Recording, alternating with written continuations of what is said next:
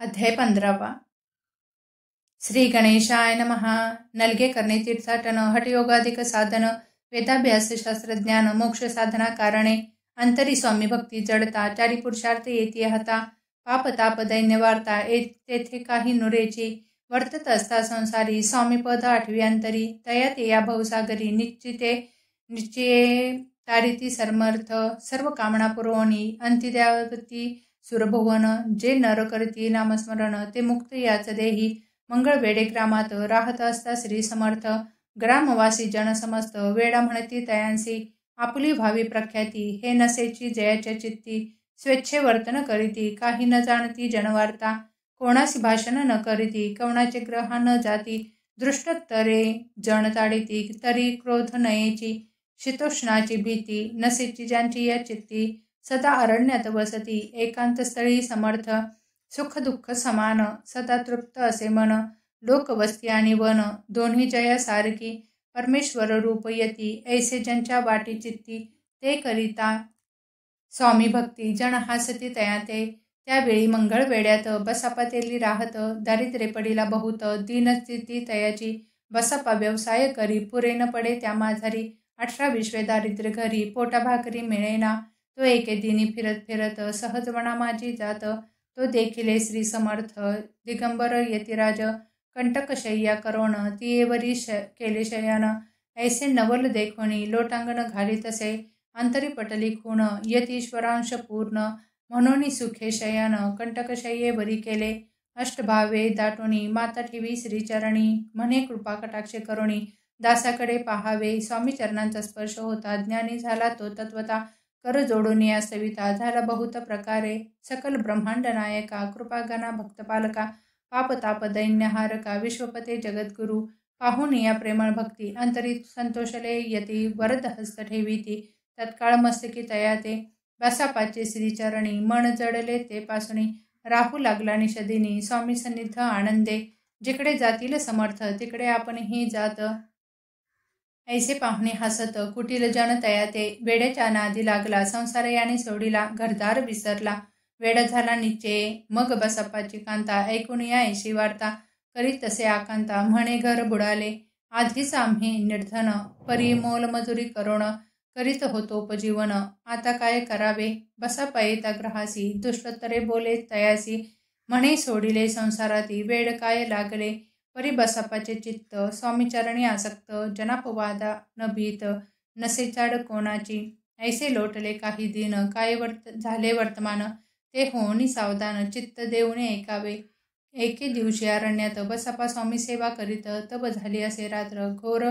तम दाटले चित्त जडले श्रीचरणी भीती नसे काही मणी 2 प्रहर होता रजनी समर्थ उठवणी चालले पुढे जाता समर्थ बसापे मागे चालत प्रवेशले घोर अरण्यात क्रूर श्वापदे ओरडती आधीच रात्र अंधारी वृक्ष दाटले नानापणी मार्ग न दिसे त्या माझारी चरणी रुतती कंटक परी बसापाचे चित्ती न वाटे काही भीती स्वामी चरणी जडली वृत्ती देहभान नसेची तो समर्थ केले नवल प्रकट झाले असंख्य व्याल भूभाग व्यापिला सकळ ते जे अग्नी समान पादस्पर्श सर्पा झाला बसापा भाणावरी आला अपरिमित देखला सर्पसमूह चौहीकडे वृक्ष शाखा अवलोकित तो सर्पमय दिसत मागे पुढे तो दिसत सर्पमय पाहून या ऐशी परी भयभीत झाला अंतरी तो तयासी मधुरोत समर्थ काय बोलले घेऊ नको समये जिथे तुके घे न करी अन काही दैव तु देले ऐसे बोलता समर्थ बसापा सोयी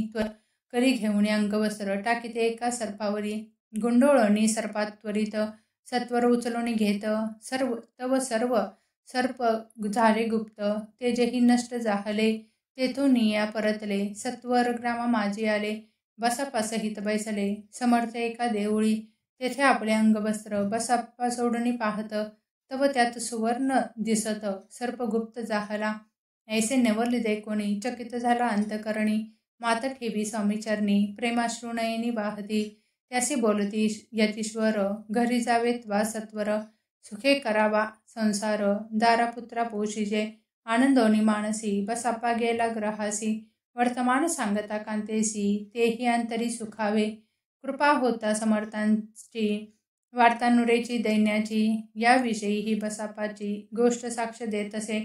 असो तो बसापा भक्त संसार सुख उपभोगित रात्रंदिन श्री स्वामी समर्थ मंत्र जपे अत्यादरे पापताप आणि दैन्य ज्यांचे दर्शन निरसन जायते पद रात्रंदिन प्रेमे विष्णू शंकर ध्याती. पुढे कथा सुंदर स्वामी सुताचे चरित्र मन करुणीय स्थिर सादर होऊने ऐकावे. इति श्री स्वामी चरित्रामृत नाना प्राकृत कथा समत सदाभाविक भक्त परिसोत पंचमध्याय गोडहा. श्री स्वामीर्पणमस्तु. श्री शुभम भवतु. श्री स्वामी समर्थ. अध्याय 16. श्री गणेशाय नमः. भक्तजन तारणार्थ यतिरूपे श्री दत्त भुवरी प्रकट होत अक्कलकोटी वास केला. जे जे झाले त्यांचे भक्त त्यात श्रेष्ठ स्वामीसूत ऐकता त्याचे चरित्र. महादोष जातील प्रसिद्ध मुंबई शहरात हरिभाऊ नामे विख्यात आनंदे होते नांदत निर्वाह करीत नोकरीने. कोकणात प्राती राजापूर तालुक्यात इटिया गाव सुंदर हरिभाऊ तेथील राहणार जात मराठे तयाची. ते खोत त्या गावचे होते संपन्न पूर्वीचे. त्याच गावी तयांचे माता बंधू राहती. मुंबईत तयाचे मित्र ब्राह्मण उपनाव पंडित. ते करिता व्यापार त्यात तोटा आला तयांसी. एके समयी पंडितांनी स्वामी कीर्ती ऐकली कानी. तेव्हा भाव धरोणी मनी नवस केला स्वामी ते. जरी 8 दिवसात मी होईन कर्जमुक्त तरी दर्शना त्वरित अक्कलकोटी येईन. याचे 7 दिवस झाले काही अनुभवा न आले. तो नवल एक वर्तले एका चित्त देऊनी हरिभाऊ आणि त्यांचे मित्र अप्पूचा व्यापार करिता त्यात आपणा नुकसान सत्य येईल ऐसे वाटले. त्यांनी काढली एक युक्ती बोलावून पंडितांप्रती. सर्व वर्तमान त्या सांगती म्हणती काय करावे हे नुकसान भरावयासी. द्रव्य नाही आम्हापासी फिर्याद होता अब्रूची बट्टा लागेल आमुच्या. तेव्हा पंडित बोलले मला काही कर्ज झाले निघेल माझे दिवाळे यात संशय असेना. तुम्ही व्हावया कर्जमुक्त यासी करावी युक्ती एक. तुमचा होऊन मी मालक लिहून देतो पेढीवरी. उभयंतासी ते मानले तत्काळ तयापरी केले. तो नवल एक वर्तले एका सादर होऊनी. अप्पूचा भाव वाढला व्यापारात नफा झाला हे सांगावया पंडिताला. मारवाडी आला आनंदे पंडिते ऐकून वर्तमान. आनंद झाला त्या लागून हरिभाऊ ते भेटून व्रत निवेदन मग केले. अक्कलकोटी स्वामी समर्थ सांप्रतकाळी वास करीत त्यांचीच कृपा ही सत्य. कर्जमुक्त झालो आम्ही नवस केला तयासी. जाऊ आता दर्शनासी वार्ता ऐकून उभयंतासी चमत्कार वाटला. ज्यांनी आपले मनोरथ पूर्ण केले असती सत्य ऐसे जे का समर्थ अक्कलकोटी नांदती. तरी अक्कलकोटाप्रती येतो तुमच्या सांगती. आम्ही पाहून या स्वामी मूर्ती जन्मसार्थक करू की.